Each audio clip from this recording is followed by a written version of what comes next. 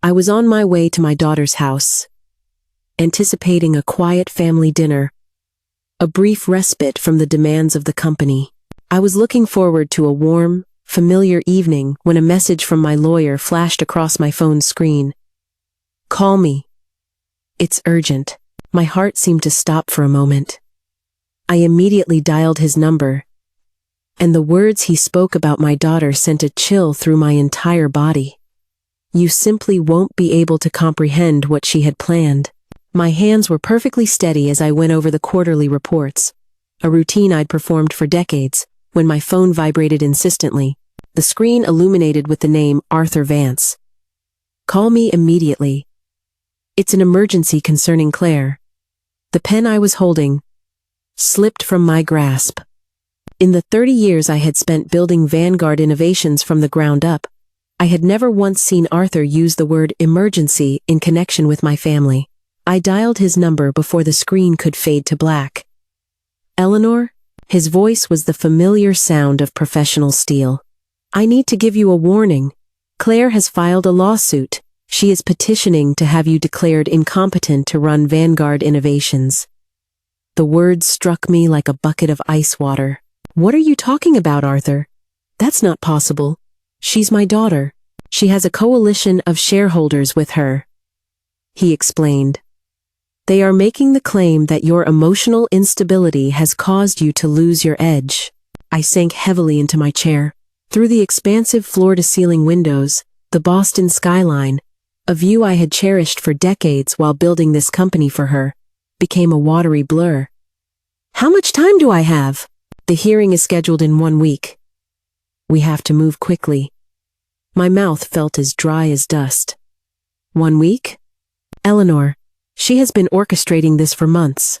The documentation she submitted is extensive.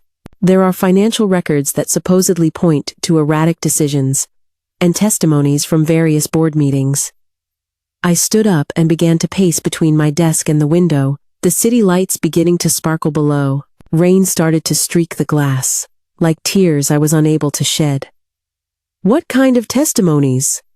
"Their claims about emotional outbursts, questionable strategic choices. They are constructing a narrative of a woman who is losing her grip." "That's utterly absurd," I retorted. But even as the words left my lips, a sliver of doubt began to creep in. Had I been too passionate in the recent meetings? Had I defended legacy strategies with too much force? "I know it is, Eleanor, but they have a mountain of paperwork." Suddenly, the office felt constricting. The awards that lined the walls, the photographs from groundbreaking ceremonies, they all seemed meaningless in the face of the possibility that my own daughter could strip it all away. "Who else is aware of this?" "The filing is sealed for now," Arthur said. "But the shareholders she's brought on board, Daniel Price, Susan Jennings, and 3 others, they have a meeting scheduled for tomorrow." I gripped the phone with more force. "She's won them over with promises of larger dividends under new leadership." Her leadership. The betrayal was a wound far deeper than any business loss I had ever endured. Claire. My brilliant, ambitious daughter. The very person I had been grooming to eventually take my place. But not in this manner. Never like this. "What do you require from me?" I asked, my voice barely a whisper. "Everything," he replied. "Financial records, medical documents that prove your competence, character witnesses. We are essentially building a complete defense from scratch in just 7 days." I closed my eyes, a wave of dizziness washing over me. Just 48 hours ago, I had been formulating the speech where I would announce her promotion to CEO within the year. Now, she was actively trying to ruin me. "Eleanor, are you still there?" "I'm here," I answered, my voice sounding distant and unfamiliar. "Schedule whatever meetings are necessary. I'll make my calendar completely available." "Good. And Eleanor, do not confront her yet. We must first understand their complete strategy." After ending the call, I remained seated in the encroaching darkness. Boston's lights twinkled far below, but all the warmth seemed to have been leached from the room. leached from my life. I gathered my belongings on autopilot. Coat, briefcase, keys. It was the same ritual I had performed for 30 years. But a single phone call had irrevocably altered everything. The elevator descended the 50 floors in profound silence, and when I reached the ground, my legs felt unsteady beneath me. In the parking garage, I sat in my car for what felt like an eternity, my hands gripping the steering wheel, desperately trying to comprehend the situation. Claire was hosting her family for dinner tonight, our long-standing weekly tradition. Should I go? Should I pretend that nothing was wrong? The idea of sitting across the table from her, engaging in pleasantries while she was secretly plotting my downfall, was nauseating. But a part of me felt a desperate need to see her, to study her face, to search for any clue that would help me understand the person my daughter had become. I started the engine and merged into Boston's evening traffic. My car pointed toward Cambridge, toward answers I wasn't entirely sure I wanted to find. Claire's front door swung open before my hand could even touch the doorbell. She stood in the doorway, framed by the warm light, wearing a cream-colored sweater and a smile that seemed perfectly measured. "Mom, you're right on time." Her hug felt mechanical, rehearsed. "Come inside. It's getting chilly out there." I searched her face, looking for any cracks in the composed facade, but found none. "Lily has been asking about Grandma all day," she said, leading me through the foyer. "She drew another picture for you." The house smelled of roasted chicken and deceit. I followed her into the spacious, open-plan kitchen, where her husband, Mark, was setting the table. He looked up, his movements betraying a nervous energy. "Eleanor, it's so good to see you." His handshake held on for a fraction too long. "Can I get you a drink? Some wine? Or perhaps something a bit stronger?" "Wine is perfect, thank you," I said, my eyes fixed on Claire as she moved about the kitchen, her actions efficient and controlled, mirroring the way she conducted herself in board meetings. Lily, my granddaughter, came bounding into the room, her overalls splattered with paint. "Grandma!" I lifted her into my arms, her small frame, a welcome anchor of sincerity in this house of pretense. "And what's this I hear about a new picture? It's us at the office," she exclaimed. "See, that's you at your big desk, and that's me in the spinny chair." She proudly presented me with a crayon drawing of two stick figures rendered in what looked like the Vanguard Innovations logo colors. She was so innocent, so trusting everything her mother currently was not. "It's absolutely beautiful, sweetheart," I said, kissing her forehead. As I did, I caught Claire watching us, and for a fleeting moment, an unreadable emotion flickered across her face. Was it guilt? Or was it calculation? "Lily, time to wash your hands for dinner?" Mark called out, his voice unnaturally cheerful. Claire moved between the stove and the counter with a practiced grace. "Mom, you look exhausted," she remarked. "Perhaps you should consider taking more time to rest." It was a loaded question. I met her gaze directly. "Work keeps me sharp," I replied. "Speaking of which, how are things going in the finance department?" She paused, a wooden spoon halfway to her lips for a taste. "Let's not discuss work during dinner, Mom." "Since when?" I kept my tone light, casual. "You typically enjoy dissecting the quarterly projections." "Not this evening," she said, turning her back to me as she returned to the stove. "Family time is sacred." Sacred, I thought, just as loyalty once was. Mark quickly cleared his throat, trying to fill the awkward silence. "Lily drew that picture during her art class today. She's been talking non-stop about visiting the office again. Perhaps next week," I said, a bitter thought crossing my mind. Would I even have an office to visit next week? Lily climbed into her booster seat. "Grandma, can you tell the story about the first computer?" "Which story is that, sweetheart?" "The one about how you built the company in the garage." I glanced over at Claire. She was slicing the roasted chicken with a chilling, surgical precision. "Well, that was a long time ago. Before your mommy was even born." I began. We had nothing but a few good ideas and a whole lot of determination. And Grandpa Robert helped? Lily added brightly. The knife in Claire's hand stilled, her shoulders visibly tensed. Yes, I said softly. Grandpa Robert helped with absolutely everything. A heavy silence descended on the room, so thick you could cut it with a knife. Mark, sensing the tension, quickly turned on some background music, something classical and innocuous. Dinner proceeded with a strained, artificial normalcy. Lily chattered away about her day at preschool, and Mark described his latest architectural project. Claire peppered me with polite, seemingly caring questions about my health, my sleep patterns, whether I was eating well. Every word felt like a calculated move in a larger, hidden game. This chicken is delicious, I commented. It was Dad's recipe, Claire said, her voice laced with an unidentifiable edge. He always used to say that cooking was about love, not about perfection. It was another loaded statement. Robert had often said that, usually when he was gently trying to persuade me to spend less time at the office. He was a very wise man in many respects, I replied. Yes, he was. Claire's fork clinked against her plate. He understood what was truly important. The unspoken accusation hung in the air between us. Lily looked from my face to her mother's, her young mind sensing the powerful undercurrent of tension. Grandma, why do you look so sad? Out of the mouths of babes. I'm not sad, sweetheart, I assured her. I was just thinking. About what? About how much I cherish these family dinners. Claire's eyes met mine across the expanse of the dining table.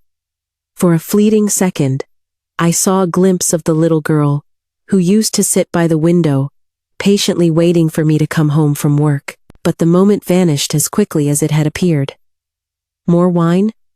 Mark asked, already reaching for the bottle. The evening dragged on. There was dessert, then coffee. Lily showed me her latest collection of drawings. It was a perfect performance of normal family rituals, masking an extraordinary betrayal. At 8:15, I pushed my chair back and stood up to leave. Thank you for dinner. As always, it was perfect. Claire walked me to the front door. Mom, are you certain you're okay? You seem different tonight. I looked at her, studying her face in the soft light of the porch. The concern in her eyes looked authentic. Perhaps it was. Perhaps she had managed to convince herself that this hostile takeover was for my own good. I'm fine, sweetheart. Just reflecting on how much Vanguard means to me, to our family. Something in her expression shifted. A guard instantly going up. Drive safely, she said. The roads are slick tonight. I leaned in and kissed her cheek. She didn't pull away, but there was no warmth in her response. Good night, Claire. Good night, Mom. The door closed behind me with a soft final click. I stood on her front steps as a light rain began to fall again. Through the window, I could see her clearing the dishes, her movements efficient and methodical. Just like her plan to destroy me. I drove to a spot overlooking the Charles River, the city lights shimmering on the dark water. My hands were trembling as I dialed Arthur's number again. Eleanor. How was dinner? It was a performance, I said flatly. She knows exactly how to feign concern while she's stabbing me in the back. The rain drummed a relentless rhythm on the windshield. Tell me everything, he said. She's been planning this for at least 6 months, Arthur informed me. She has records of your supposed emotional outbursts at meetings. What outbursts? I have always maintained my composure. The meeting about the Anderson acquisition, when you rejected their insultingly low offer. Apparently, you raised your voice. I was passionate, not angry, I countered. I remembered that meeting clearly. There was a distinct difference. She has documented it as irrational anger that threatened a key company relationship. What else is there? Financial decisions she's relabeling as sentiment over strategy. The charitable partnership with Robert's foundation. The employee retention program initiatives that cost money but weren't strictly aimed at immediate profit. My throat constricted. Those were sound decisions. I know they were, Arthur agreed. But she's framing them as choices driven by emotion rather than solid business logic. I started the car, an overwhelming need to be in motion taking over. What's her timeline on this? The hearing is next Friday. If she wins, she'll be granted temporary control of the company while you are forced to undergo a psychological evaluation. And if I refuse the evaluation, then the shareholders she's recruited will have enough votes to force you out anyway. She's secured enough backing. I drove through the deserted streets of Boston, the full scope of her betrayal slowly sinking in. She wasn't just attacking me. She was systematically dismantling everything I had spent my life building. Once I was home, I went straight to my study. 30 years of my life were enshrined on the walls. Awards, photographs, the artifacts of a successful career. I opened my safe and took out the letters Robert had written to me during his final months, when he knew his time was running out. He had tried to warn me about my priorities. Claire needs your attention more than the company does. One letter read, "She thinks you don't love her." I had dismissed his concerns at the time. Claire was successful, independent, a thriving professional. How could she possibly doubt my love for her? But it seemed that doubt had festered over the years, transforming into something much darker. I found a folder labeled Claire Personal. It was filled with her school records, old report cards, photos from company events where she stood proudly by my side. When had that pride soured into such deep-seated resentment? My computer chimed, signaling an encrypted email from Arthur. It contained the legal documents Claire's formal complaint, dense with accusations and so-called medical recommendations. Subject displays increasing emotional volatility and an unhealthy attachment to outdated business practices. Her refusal to embrace modern corporate strategies suggests a diminished cognitive flexibility, consistent with early-stage dementia or prolonged depression following spousal loss. Depression following spousal loss. They were twisting my grief for Robert, using it as a weapon against me. As evidence of my incompetence, I poured myself 3 fingers of scotch and continued to read. There were lists of character witnesses who had testified to my supposed declining judgment. Financial analysts prepared to argue that my decisions were emotionally driven, and medical experts ready to suggest that I was in need of compassionate intervention. It was a full-scale character assassination, cleverly disguised as concern for my well-being. The brilliance of her strategy was both undeniable and excruciatingly painful. At 1 a.m, I finally closed my laptop and sat in the quiet darkness. The rain continued its steady rhythm against the windows, and the house felt vast and empty. A photograph of Robert on my desk seemed to watch me. He had seen this coming. He had tried to prevent it. "She doesn't understand why you love the company more than you love her," he had written. But I never loved the company more. I had built it for her, for our family's future. Every late night, every missed dinner, every personal sacrifice had been for them. Somehow, in all those years, I had failed to communicate that. I had failed to show Claire that my ambition was just my love for her, expressed in the only language I truly knew. Now, she was speaking an entirely different language, the language of corporate warfare, and she had learned it very, very well. I picked up my phone and began typing notes. Names of potential allies, possible strategies, ways to dismantle her case while simultaneously proving my own competence. If Claire wanted a war, she was going to get one, but she had severely underestimated her opponent. I didn't build vanguard innovations by surrendering to superior forces. I built it by outthinking them. Dawn was still several hours away, but I felt something stirring inside me. It wasn't just anger or hurt anymore. It was strategy. It was purpose. My daughter had declared war on everything I had built, on everything I was. It was time to remind her who had taught her how to fight. The elevator ascended toward Grace's floor with a deliberate, smooth precision. I shifted the weight of the briefcase in my hand. It contained 2 weeks' worth of painstakingly gathered evidence. The time for playing defense was over. Grace Chen's corner office was in the same building as mine, just 3 floors down. It had the same sweeping view of the Charles River, but a very different perspective on everything else. Her assistant waved me through immediately. "She's expecting you, Ms. Vance." Grace looked up from a stack of quarterly projections, her reading glasses perched on the end of her nose. The 60 years of our friendship were reflected in her familiar, intelligent eyes. "Eleanor, perfect timing. I was just reviewing the—" "We need to talk," I said, setting my briefcase down on her conference table with a resolute thud. "Close the door." Something in my tone made her move without hesitation. The door clicked shut. "What's wrong?" "Claire is trying to have me declared incompetent." Grace's face cycled through 3 distinct expressions in as many seconds. Confusion, disbelief, and then deep concern. "That's impossible." I opened the briefcase and spread the legal documents across the polished wood of the table, like a general laying out battle plans. "She filed the suit 2 weeks ago. She's seeking temporary control while I'm forced to undergo a psychological evaluation." Grace sank into a chair. "Why didn't you tell me sooner?" "I needed to understand the full scope of it first." I pulled out a detailed shareholder analysis. "Look at this." The document mapped out our investor base like a military campaign. Green for loyalists, red for those Claire had convinced, and yellow for the undecideds. There was far too much red. "Daniel Price has already committed to her," I said. "Susan Jennings too. And 3 others."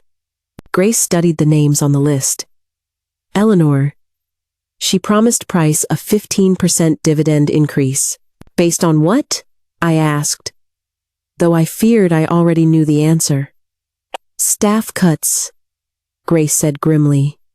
"She's been talking about implementing AI and automation on a massive scale." A cold feeling settled in my stomach.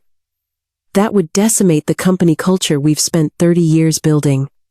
"But the younger shareholders don't see it that way," Grace countered. "They only care about the numbers." Grace, as co-founder, had been monitoring internal communications. The intelligence she had gathered painted a stark and disturbing picture. Claire had been methodical in her approach. She had approached each shareholder with a tailored set of promises. To Price, she presented aggressive profit projections. To Jennings, she provided detailed efficiency studies. Others were swayed by her speeches on modernization. "She's selling them a fantasy," I said. "A very profitable fantasy," Grace replied, pulling up a series of email chains on her computer. "Look at these revenue forecasts she's been sharing." The numbers were audacious, completely unrealistic, and predicated on firing half of our senior staff and automating the entire customer service department. "This isn't innovation," I said, my voice filled with disgust. "It's corporate vandalism. Try explaining that to shareholders who are watching tech stocks soar." I spread our own financial reports across the table, the real ones. They showed 3 years of our actual performance. Steady, consistent growth, healthy profits, and a satisfied workforce. "We've averaged 12% annual growth," I stated. "Our employee retention rate is 94%. Our customer satisfaction scores are at the top of the industry. But she's promising them 25% growth through strategic restructuring." The phrase made me feel physically ill. Strategic restructuring, the corporate euphemism for ruining people's lives. What about Daniel Price? Is he a complete, lost cause? Grace leaned back in her chair, considering. Maybe not. He respects long-term stability, but he's terrified of missing out on the next big tech wave. Then we need to remind him what happens to companies that chase every fleeting trend. I pulled out a folder labeled Competition Analysis. It detailed the fates of companies that had adopted strategies similar to the one Claire was proposing. Most of them had imploded within 5 years. Remember TechFlow Industries? I asked. Grace nodded grimly. They automated everything. Their stock price tripled. And then their customer service division completely collapsed. Exactly. They're now worth about 20% of their peak value. We spent the next hour mapping out our counter strategy. Which shareholders were salvageable? What evidence would be most persuasive? How could we present our case without appearing desperate? The February rain outside had intensified, fitting for the gray mood of corporate warfare. There's something else, Grace said quietly. Her legal representation. Veronica Shaw. Arthur briefed me on her. She's good. Aggressive. She turns courtrooms into a theater. Then we'll have to give her a better show, I replied. Grace's computer chimed with a calendar reminder. Board meeting next week. The routine quarterly review. She'll make her move there, I said. Unless we make our move first. I closed my briefcase, but left the analysis documents spread across Grace's table, a visual testament to our burgeoning campaign. Schedule a meeting with Daniel Price, I instructed. This week. A private lunch. What's your angle? Grace asked. Fear, I said. I'm going to show him exactly what happens to investors who bet against proven leadership. Grace was already reaching for her phone, scrolling through her contacts. Thursday. Morton's, downtown. Does that work? Perfect. Neutral territory. The afternoon light was beginning to fade. In the span of just 2 hours, I had transformed from a victim into a general. Claire wanted a war. She was about to get one, but she had underestimated her opponent. I hadn't built Vanguard Innovations by surrendering to superior forces. I'd built it by outthinking them. Arthur Vance's law office occupied the 20th floor of the Prudential Tower, a bastion of mahogany and leather-bound authority.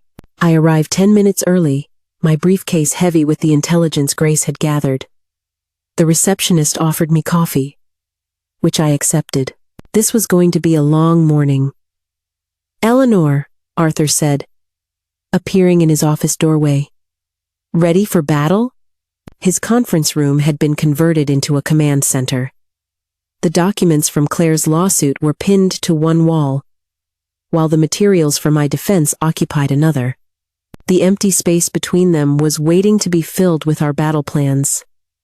Show me everything, I said. Arthur lifted a thick folder. Claire's official filing. 47 pages of accusations, evidence, and medical recommendations. I flipped through the pages of what amounted to a surgical character assassination. Every passionate defense of our company's values had been reframed as a sign of emotional instability.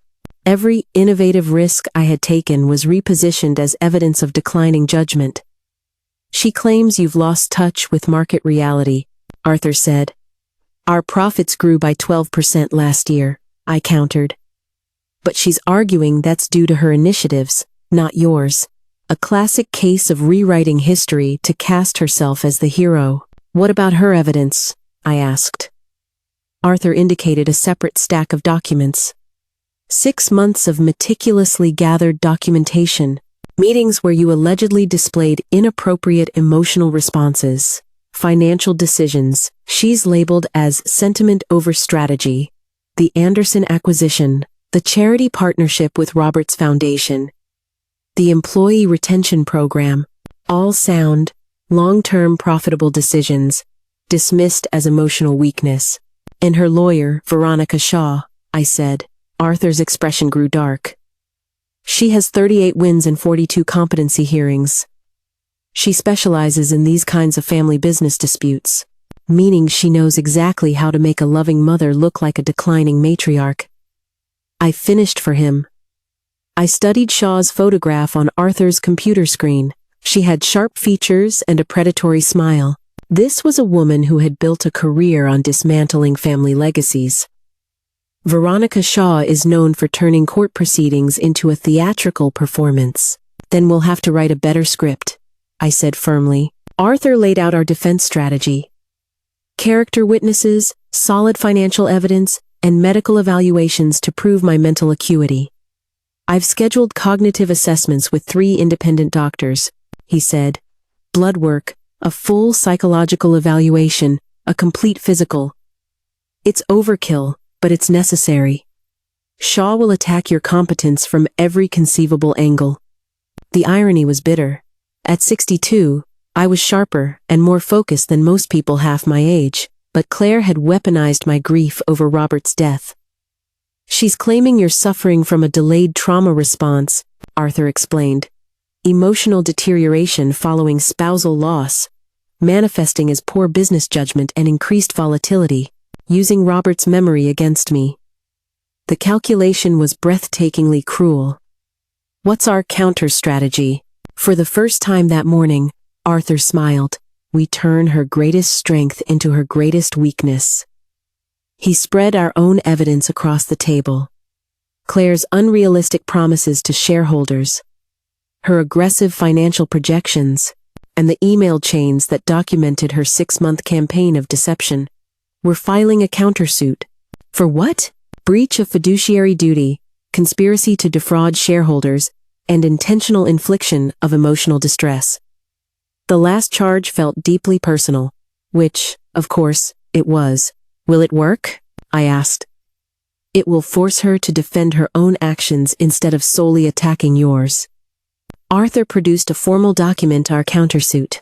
23 pages of legal accusations, all couched in precise corporate language. She will be furious, I said. Good, Arthur replied. Angry people make mistakes. I signed the papers, my hands steady. There was no trembling now, only a cold, hard determination. When do we file? Today. Shaw will have it on her desk by 5:00 p.m. The rain outside had turned to sleet. February in Boston was always brutal. The perfect weather for legal warfare. One more thing, Arthur said. The hearing date? March 15th. That gives us 3 weeks. I did a quick mental calculation. It was enough time to prepare our witnesses if we moved quickly. Arthur's assistant knocked on the door.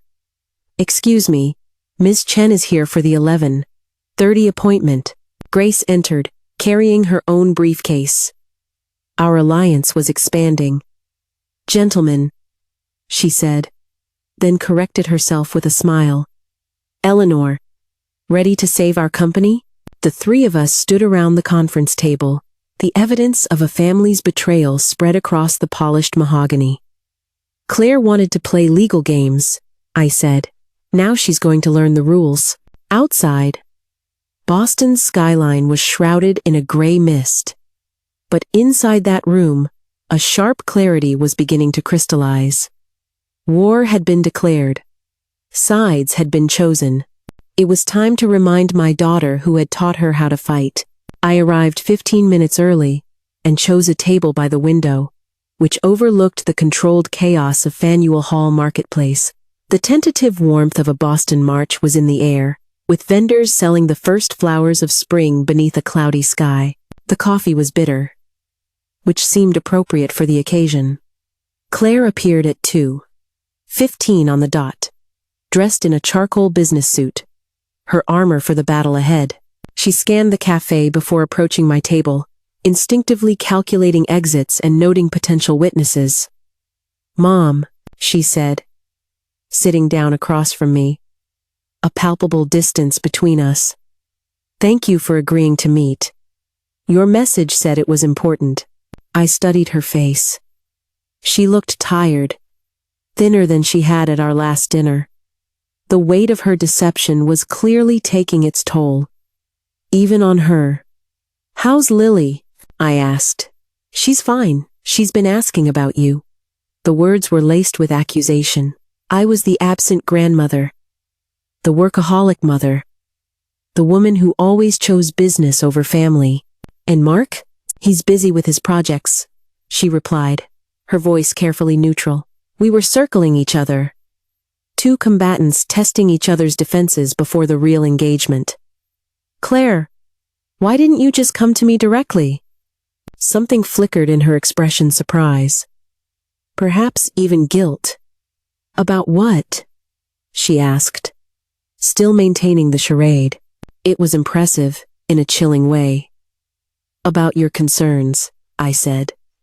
Your ideas for the company. Your plans. When I tried. You were always too busy with the company. There it was. The heart of the matter. I built this company for you, Claire. Her laugh was bitter. No, Mom. You built it for yourself. I was just an accessory. The accusation landed like a physical blow. That's not true, isn't it? She leaned forward, the anger finally breaking through her carefully constructed control. Every family dinner was interrupted by business calls. Every vacation was cut short for last-minute meetings. Every school play you missed because of a board presentation. A flood of memories washed over me. Robert's disappointed face. Claire's resigned acceptance. When I couldn't make it to her college graduation. I was providing for our family. I said, my voice weak. You were feeding your ego. She shot back. A heavy silence stretched between us. Outside, the market vendors called out their prices, a soundtrack of normal life continuing, while we dissected 35 years of accumulated pain.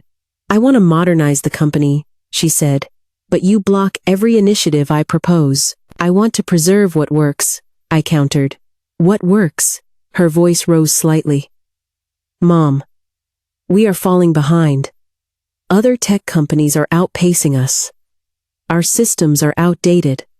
Our methods antiquated. Our methods built something that lasts. Something that is dying, she retorted.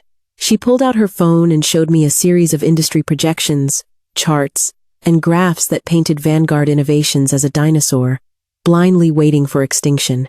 Automation could increase our efficiency by 40%. AI implementation could cut our operational costs in half. Offering remote work options could expand our talent pool globally and eliminate half of our workforce in the process, I added. Some positions would be restructured, she said coldly. Destroyed? I finished for her. You're talking about destroying the lives and families of people who have given us decades of their loyalty.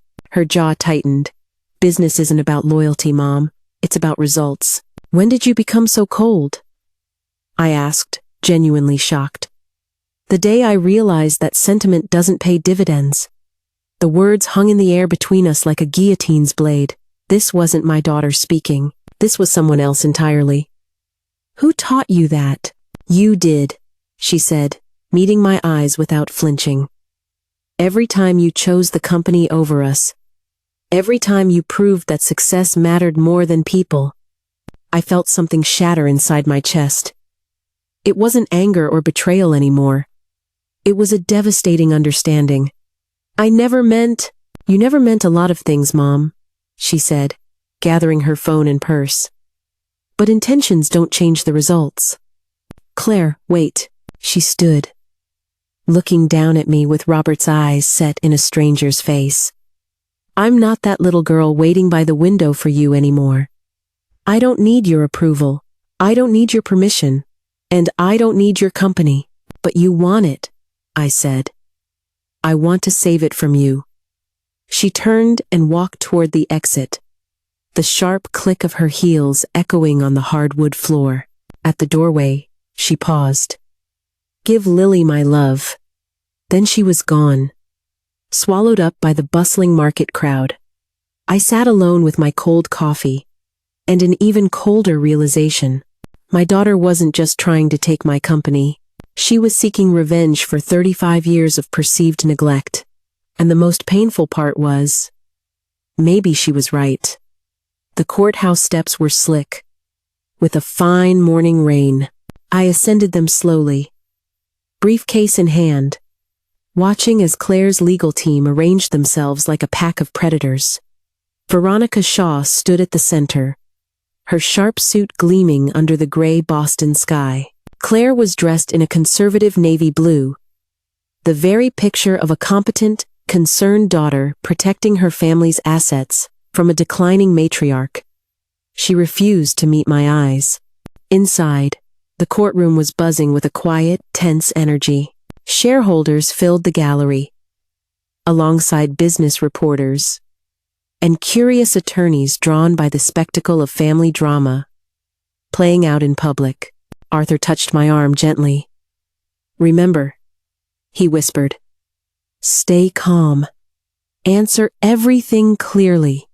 Judge Harrison, a woman in her 70s with silver hair and a reputation for no-nonsense proceedings, called the court to order. Case number 2025-347, Vance versus Vanguard Innovations Incorporated. Veronica Shaw rose to her feet like a striking cobra. "Your Honor," she began, "this case concerns an aging executive whose judgment has become compromised by grief and a stubborn refusal to adapt." She walked toward the jury box, her gestures elegant and practiced a performance art masquerading as a legal argument. "Ms. Vance has lost the ability to make rational, market-driven decisions. Her emotional attachment to outdated business practices is a direct threat to shareholder value and the security of her employees." Documents flashed across the courtroom's screen. Financial charts, meeting transcripts, 6 months of carefully curated evidence. The plaintiff, Ms. Cloder, Claire Miller, seeks temporary guardianship to protect the company her mother built from her own declining capabilities. Shaw's voice, coated in honeyed poison, carried across the courtroom, professional, persuasive, and deadly. Then, Claire took the witness stand. My daughter, my brilliant, ambitious daughter, sworn in under oath to destroy me. "Ms. Miller," Shaw began softly, "please describe your mother's recent behavior for the court." "My mother is guided by her emotions, not by business logic." Claire's voice was steady and clear. "She makes decisions based on her personal feelings, rather than on financial data." "Can you provide some examples?" "The charity partnership with my late father's foundation," Claire said. "It costs the company $200,000 annually, with no measurable return on investment. When I suggested we redirect those funds, she became extremely agitated." Agitated. Robert's memory, reduced to a line item on a balance sheet. "And what about strategic planning?" Shaw prompted. "She refuses to even consider automation or AI integration. She claims it would destroy the company culture. Meanwhile, our competitors are gaining significant market share through technological advancement." Shaw nodded sympathetically. "And how has this affected the company's performance?" "We're stagnating," Claire stated flatly. "Our growth has slowed. Our efficiency metrics are lagging behind industry standards." It was a tapestry of lies, woven with threads of half-truth. Our growth was steady and sustainable. Our employees were loyal because we treated them like people, not like disposable resources. "In your professional opinion," Shaw asked, "what does the company need?" "Fresh leadership," Claire replied without hesitation. "Modern strategies. A focus on profits rather than sentiment." The words landed like physical blows. This wasn't my daughter. This was someone else entirely. Arthur's cross-examination was surgical. "Ms. Miller, what was Vanguard Innovations' profit margin last quarter?" 12%. "And the quarter before that?" 11.7%. "So, under your mother's supposedly incompetent leadership, profits are, in fact, increasing? Short-term fluctuations are not indicative of long-term viability," she retorted. "What about employee retention?" Arthur pressed. 94% annually. "And the industry average is?" Claire hesitated. 67%. So, your mother maintains a significantly higher rate of employee satisfaction than the industry standard, all while increasing profits? High retention can be an indicator of resistance to necessary change, she argued. Arthur smiled coldly. Or it could be an indicator of exceptional leadership, Shaw objected. The judge sustained it, but the point had been made. Daniel Price testified next, his testimony straightforward and profit-focused. We need leadership that prioritizes shareholder value, he said. Ms. Miller understands modern business realities. When the morning session concluded, I felt utterly drained. Watching your own daughter publicly dissect your competence required a strength I wasn't sure I possessed, but Arthur squeezed my shoulder. Phase 1 is complete, he said. Tomorrow, we fight back. Outside, the Boston spring rain continued to fall. Claire walked past me without a single glance of acknowledgement, surrounded by her victorious legal team. My little girl, who used to wait by the window for her mommy to come home, now couldn't wait for me to disappear. My assistant, Sarah, knocked softly on my office door. Ms. Vance, there's something you need to see. She placed a folder on my desk, marked, Employee Communications, Confidential. Her face was grim. Claire has been holding private meetings, she said, promising salary increases that would bankrupt the company. I opened the folder. Inside were meeting transcripts and email threads detailing 6 weeks of secret promises made to key employees. 20% salary increases across the engineering department, 30% for department heads, and stock options that didn't even exist. Where did you get this? I asked. People talk, Ms. Vance, Sarah replied, especially when the promises they're being made sound too good to be true. Grace arrived just as I was reading the most damning of the documents. Her expression mirrored Sarah's. We have a problem, Eleanor. She dropped her own briefcase onto the conference table. Claire is approaching new shareholders' pension funds, investment groups, and painting you as an obstacle to explosive growth. Grace pulled out a stack of printed emails. She's promising employees 20% salary increases, she said. Based on what? Magic? I asked incredulously. She's telling them that automation will cut costs so dramatically that massive raises will be inevitable. The mathematics were a fantasy. Even with full automation, the savings wouldn't come close to covering the increases she was promising. She's committing fraud, I said. It gets better, Grace said, powering up her laptop. I've been monitoring internal communications and found something interesting about her lawyer.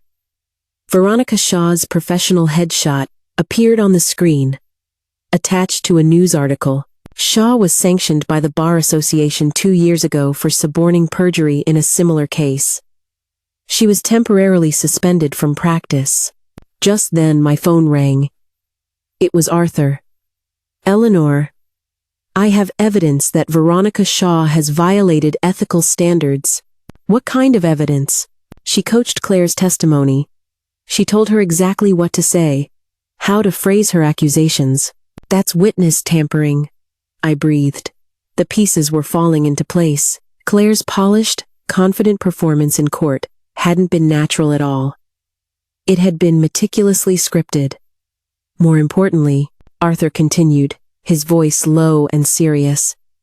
I've discovered financial irregularities in Claire's management of her department's accounts. What kind of irregularities? Claire transferred funds between accounts without your consent. On 3 separate occasions. The total amount is $847,000. The number hit me like a physical blow. For what? Legal fees, payments to consultants, campaign expenses for her takeover bid. I looked at Grace, whose horrified expression confirmed she had heard everything.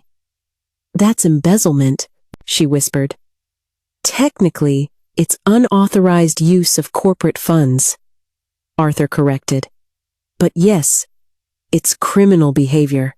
Grace leaned forward. This could change the entire direction of the case. More than change it, I said. This could destroy her.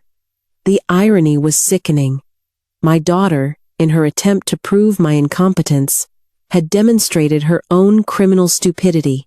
I walked to the window and looked out at the Boston skyline, the city where I had built everything, where Robert had lived and died, where our family had grown and then fractured. "Arthur, how do we present this?"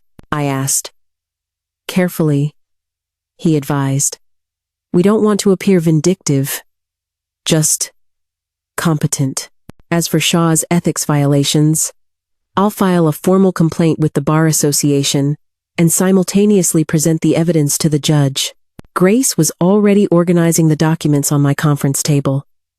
The financial records, the employee communications, the email chains that laid bare Claire's deception. "The question is timing," I said. "The next hearing is on Monday. Shaw will be expecting us to be on the defensive again. Instead, we attack." I studied the evidence spread out before me. It had taken me 30 years to build this company, and my daughter had tried to tear it down with 6 months of lies. But lies have a way of revealing themselves. "Schedule a meeting with our character witnesses," I instructed Grace. "I want them prepared for an aggressive cross-examination." "Already done," Grace replied. "Patricia from accounting and David from engineering. They'll testify to your competence and to her deceptions."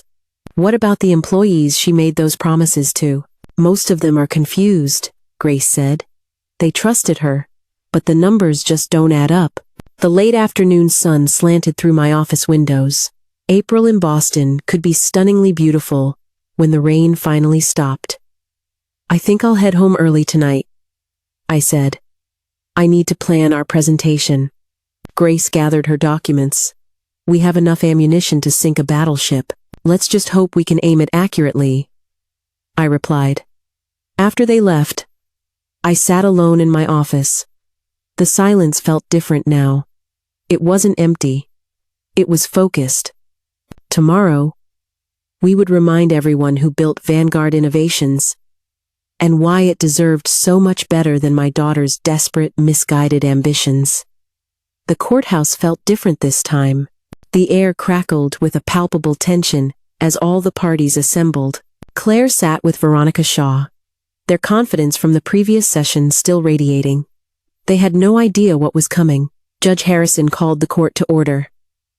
"Mr. Vance, you may present your additional evidence." Arthur rose slowly, deliberately, like a predator that has located its wounded prey. "Your Honor, we have discovered that the plaintiff has conducted unauthorized financial operations." Shaw shot to her feet. "Objection! This is beyond the scope of this hearing." "Overruled. Continue, Mr. Vance." Arthur approached the evidence table like a surgeon selecting his instruments. "During the discovery process, we found 3 unauthorized fund transfers from corporate accounts, totaling $847,000. The numbers seemed to echo through the silent courtroom. I saw the color drain from Claire's face. "These funds," Arthur continued, "were used to finance Miller's legal campaign against her own mother, without board approval, without documentation, and without authorization." He projected the bank statements onto the courtroom screen, the dates, amounts, and recipient accounts starkly displayed for everyone to see. "This, Your Honor, constitutes embezzlement of corporate funds." Shaw was scrambling. "Your Honor, these accusations are nothing more than a desperate attempt at discreditation." "Desperate?" Arthur smiled coldly. "These are bank records. Mathematics, Ms. Shaw, does not lie." He turned his gaze toward Claire. She seemed to shrink in her chair, the confident executive replaced by a trapped woman watching her world crumble around her. "Furthermore," Arthur announced, "we have evidence of witness tampering." Shaw's composure finally cracked. "That is a preposterous accusation." "Ms. Shaw coached her client's testimony," Arthur stated calmly. "She provided specific phrases, emotional cues, and strategic answers. We have the recordings." Judge Harrison leaned forward, her expression hardening. Recordings? Office security cameras with audio capability, Your Honor. Ms. Shaw's coaching sessions were inadvertently recorded during routine building security sweeps. The judge's expression was now one of grim fury. I want those recordings reviewed immediately. When it was my turn to testify, I felt a sense of calm, of focus. I was ready. Ms. Vance? Arthur began formally. How long have you been the manager of Vanguard Innovations? 30 years. I founded the company in 1995 with $50,000 that I borrowed against my house, and its current annual revenue? $247 million. Net profit? $29.6 million. Have you ever been declared incompetent by any medical professional? No, I replied. I underwent a comprehensive medical evaluation last month, including cognitive function tests, a psychological assessment, and a full physical examination. All results were normal for a woman of my age. Arthur presented my medical reports to the court, clean bills of health from 3 independent doctors. In your professional opinion, why is your daughter pursuing this legal action? I looked directly at Claire. She was staring down at her hands, unable to meet my gaze. She believes that I have prioritized our company culture over maximizing profits. She wants to implement large-scale automation and cost-cutting measures that would eliminate jobs and reduce employee benefits. Is profit maximization always the correct business strategy? Arthur asked. No, I said firmly. Sustainable growth requires a delicate balance between profitability, employee satisfaction, customer loyalty, and community responsibility. And how has this philosophy affected your company's performance? We have maintained consistent growth for 3 decades. Our employee retention rate far exceeds industry standards, and our customer satisfaction scores remain in the 95th percentile. Arthur nodded. I have managed this company for 30 years, I concluded. I know every number, every employee, every strategic decision we've ever made. My daughter wants to sacrifice our long-term stability for short-term gains. Shaw's cross-examination was desperate and ineffective. Ms. Vance, isn't it true that you have resisted modernization? I have resisted reckless change, I corrected her. Technology should serve our business goals, not the other way around. Your daughter claims you are emotionally unstable. My daughter is young and she is impatient. She confuses passion with instability and conviction with stubbornness. She says you make decisions based on sentiment. I make decisions based on experience, I replied. 30 years of experience building something that lasts. Shaw continued her attack, but her arrows were falling short. The evidence against Claire was simply overwhelming. She had overplayed her hand in the most spectacular fashion. When Daniel Price was called to testify again, his earlier confidence had completely evaporated. I may have been overly optimistic about the projected returns, he stammered. Are you still supporting Ms. Miller's leadership bid? Arthur asked. There was a long pause. I am reconsidering my position. Shaw's closing argument sounded hollow and defeated. Despite these allegations, the core issue remains. Ms. Vance's resistance to necessary modernization. But Arthur's response was surgical and swift. The core issue, Your Honor, is whether a daughter can steal her mother's company through a campaign of lies, embezzlement, and witness tampering. Judge Harrison's face was like granite. Order in the court, she commanded. Given the serious allegations of financial misconduct and potential ethics violations, this case requires additional review. But this, Claire finally looked up at me. Her eyes were Robert's eyes, and they were filled with confusion and fear. The court will reconvene in 1 week for a final decision. As the courtroom emptied, Claire approached me slowly. Mom, she said, her voice barely a whisper. For a moment, she looked like the little girl who used to ask me for bedtime stories. I never meant for it to go this far, but it did, sweetheart. I said softly. It did. She turned and walked away with her ruined legal team, leaving me alone in the wreckage of our family. The victory felt hollow when it came at the cost of destroying my own daughter. All rise for the Honorable Judge Harrison. The courtroom stood as one: shareholders, lawyers, family members who had become strangers. I felt Grace's reassuring presence beside me as the judge entered, the weight of her decision palpable in the air. Judge Harrison settled herself behind the bench, her papers arranged with judicial precision. Please be seated. The silence was absolute.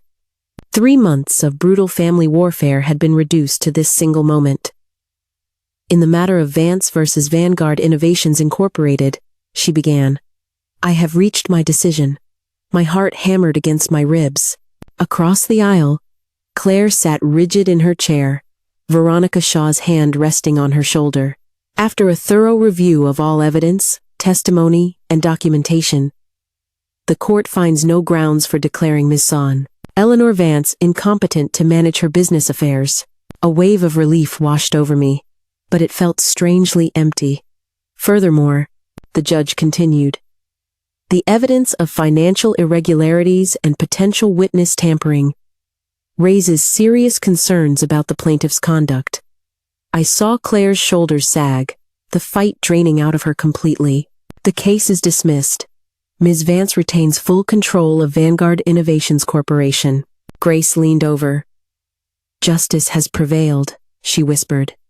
But justice felt cold when it meant the ruin of my own daughter. Arthur shook my hand, his demeanor professional as always. Congratulations, Eleanor. Your competency has been vindicated. Vindicated. The word tasted bitter in my mouth. Across the courtroom, Daniel Price was already making his way toward us, opportunistic as ever. Vance, I want to express my full confidence in your continued leadership. Yesterday, he was backing Claire's revolution. Today, he was my most loyal supporter. Of course, Daniel, I said. Business as usual. Veronica Shaw gathered her papers with a mechanical precision, her career having suffered a significant blow. Claire sat motionless, staring at her hands. As the courtroom began to empty, I couldn't move. Victory was supposed to feel better than this. Grace touched my arm. You did what you had to do. Did I? I wondered. Or did I just prove Claire right about my priorities? You protected what you built, Grace said. What we built.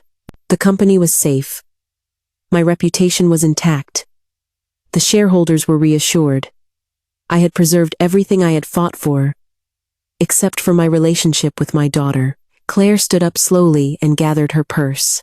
Mark was waiting for her by the courtroom doors, the relief on his face evident. The ordeal was over for him too, but she looked so small, so utterly defeated. In that moment, I made a decision that surprised even myself. Claire. She turned, her eyes red-rimmed but dry. She had no tears left to cry. Mom, this doesn't have to be the end of our story. Something flickered in her expression. Was it hope? Or was it fear? I've lost everything, she whispered. No, I said. You only lost a battle, not the war with life. Grace was watching us carefully. Arthur pretended to be organizing his papers, but I knew he was listening. Can we talk? Privately? Claire glanced at Mark, who gave her an encouraging nod. Not here, she said quietly. Coffee. Somewhere neutral. I need some time to process this. Of course. I stepped closer to her. But Claire, you are still my daughter. You are still brilliant. And you are still capable of great things. Her composure cracked slightly. Even after everything I did, especially after everything you did, I said. It took courage to challenge me, even if your methods were wrong. She looked at me with Robert's eyes, still confused and hurt, but now with something new in them as well. I'll call you next week, she said. It wasn't much, but it was a beginning. As she walked away with Mark, I felt something I hadn't expected. It wasn't victory or vindication. It was hope. The company was mine. The family, perhaps, could still be saved. And maybe, just maybe, we could build something even better together. 10 days of waiting had led me to this park bench overlooking the Charles River. The water sparkled in the late afternoon sun, and the Boston skyline rose like a promise behind the trees. I had arrived early, needing time to prepare myself. This conversation would determine whether we had a future together, or just a legal past. Claire appeared at 3:15, walking slowly across the grass. She was wearing jeans and a simple sweater. No business armor, no defensive walls. She was just my daughter. "Mom," she said, sitting down beside me, maintaining a careful distance. "Thank you for coming. I've been thinking about what you said at the courthouse." The lake lapped gently against the shore. Joggers ran past. A picture of normal life continuing while we were attempting to rebuild ours. "Mom, I never felt like you were proud of me," she said, the words hitting me with the force of a physical blow. Every achievement felt invisible. Every success seemed less important than your next board meeting. I turned to face her fully. "I was always proud of you, Claire. I just didn't know how to show it." "Dad tried to tell you," she said softly. "He told me I needed words, not just opportunities." Robert's voice seemed to echo across the 5 years since his passing. "She needs your attention more than the company does. Your father was much wiser than I ever gave him credit for," I admitted. "I wanted to prove that I was worthy of your love," she confessed. "My love doesn't need to be proven, Claire. It's unconditional." She laughed. A bitter sound. "Then why did it always feel so conditional? Why did every conversation we had eventually turn to work? Why was the company always more important?" I stared out at the water, watching the sailboats navigate their way toward the harbor. "How do you explain 30 years of misguided priorities?" "I built Vanguard for you," I said. "For our family's future. Every late night, every missed dinner, every sacrifice. I thought I was providing you with security, but you were also providing distance," she said. "Yes," I admitted, the admission feeling like releasing a breath I had been holding for years. I confused providing with parenting. I confused success with love. Tears welled in Claire's eyes. "I needed my father, Mom, not a benefactor, and I needed to learn the difference," I said. A silence stretched between us. But it wasn't uncomfortable anymore. It was honest. "When I filed that lawsuit," she said, "I wasn't just fighting for the company. I was fighting for recognition, for validation that I mattered to you." "You have always mattered," I said. "I just showed it poorly." She wiped her eyes with the back of her hand. "I nearly destroyed everything." "No," I said. "You nearly saved us." "How can you say that?" "I embezzled money. I lied to the shareholders. I tried to have you declared incompetent. You forced us to be honest," I said. "You made us confront everything that was broken between us." The late spring air felt full of possibility. "What happens now?" she asked. "That depends. Do you still want to modernize the company?" She stared at me, her eyes wide with disbelief. "You'd trust me with that? What would you say to a shared leadership? Are you ready to trust me with part of the company?" she asked. "I'm ready to trust you with the future of the company," I replied, her breath caught in her throat. "You mean co-CEOs? Your experience and my innovation? A partnership? Instead of a war? You'd do that after everything?" "Because of everything," I said. "You were right about the need for modernization.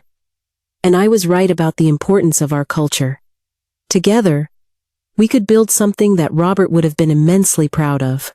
Claire stood and walked to the water's edge, I watched her as she processed the proposal, seeing Robert's thoughtfulness in her movements. A full partnership, she said, thinking aloud. Equal authority, shared responsibility. A mother-daughter leadership team. She turned back to face me. What about the board? Grace is already supportive. The shareholders want stability and growth. We can provide them with both. And the employees, they'll respect the Vance name, I said. Both of us.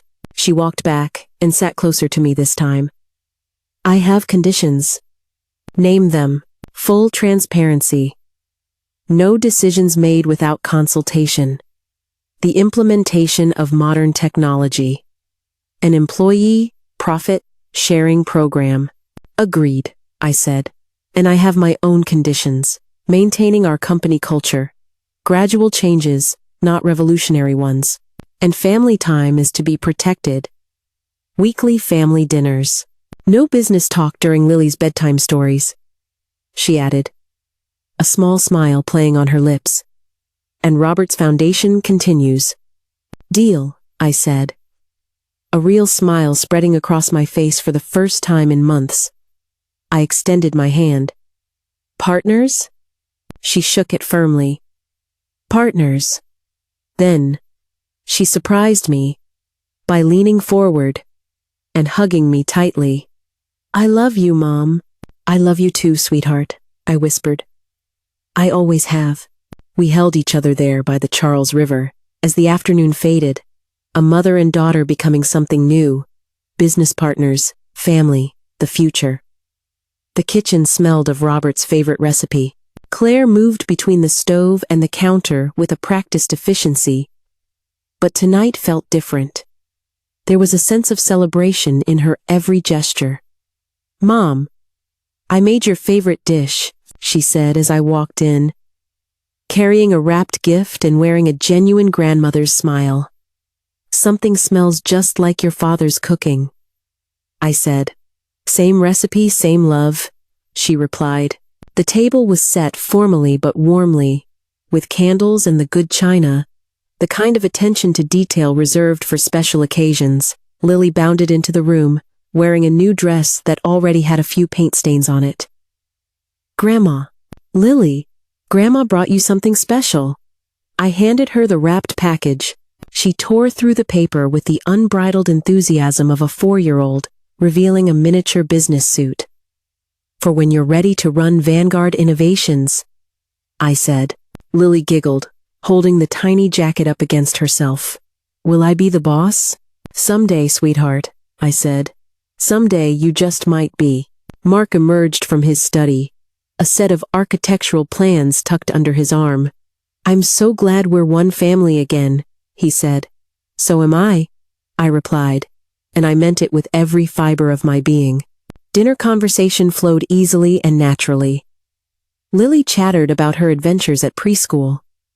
Mark discussed his latest project, a new children's museum downtown. Claire shared her preliminary plans for Vanguard's technological modernization, emphasizing a gradual implementation that would respect our existing staff while improving efficiency. The best of both worlds, I agreed. After dessert, Claire produced a manila folder. Ready to make this official? The partnership agreement was elegant in its simplicity, outlining our shared authority, complementary responsibilities, and protocols for dispute resolution, everything two stubborn business leaders would need to work together successfully. Grandma, Lily asked, observing us with a child's wisdom, are you not sad anymore? I looked down at my granddaughter. No, sweetheart. Now Grandma is happy, because Mommy and Grandma are friends again, because we're family again, Claire added. I signed the documents with a steady hand. Claire followed, her signature bold and confident. Mark produced a bottle of champagne from the refrigerator. I thought we might have something to celebrate. Perfect timing, I said. We stood there in the dining room, our glasses raised 4 generations of a family, past, present, and future, united once more. To Vanguard Innovations' new future, Claire declared. To family partnerships, I added. To not fighting anymore. Lily contributed solemnly. We all laughed, carefully clinking our glasses to include her small glass of apple juice. Mark raised his glass higher. To Robert? He said. Who would have loved to see this moment? To Robert? We all echoed. I could feel his presence in the room, in Claire's smile, in Lily's laughter, in the healing that was finally beginning. The champagne tasted like hope. What happens on Monday? Lily asked. On Monday, Claire explained, Mommy and Grandma go to work together. Like a team? Exactly like a team, I said, picking Lily up and spinning her gently. The best team in Boston. Outside, summer was beginning, with its promise of long days, warm nights, and new possibilities. Inside, we were beginning too. We were not the same family we had been before the war. We were something better, something more honest. As the evening deepened, we moved to the living room. Lily showed me her latest drawings, and Claire and Mark planned out their schedule for the coming week. These simple domestic moments felt profound after months of legal warfare. At 8:30, I prepared to leave, my arms full of Lily's artwork, my heart full of possibility. See you on Monday, partner, Claire said at the door. See you on Monday, daughter, I replied. The drive home took me through the familiar streets of Boston, past the Vanguard Tower, past the courthouse where we had fought our war, past Faneuil Hall Marketplace where the first glimmers of truth had emerged. All of it had led to this, to tomorrow, to partnership, to family, to the future Robert had always envisioned for us. I parked in my driveway and sat for a moment, looking at Lily's drawings. There were two stick figures labeled Grandma and Mommy, working together at big desks. A 4-year-old's vision of harmony.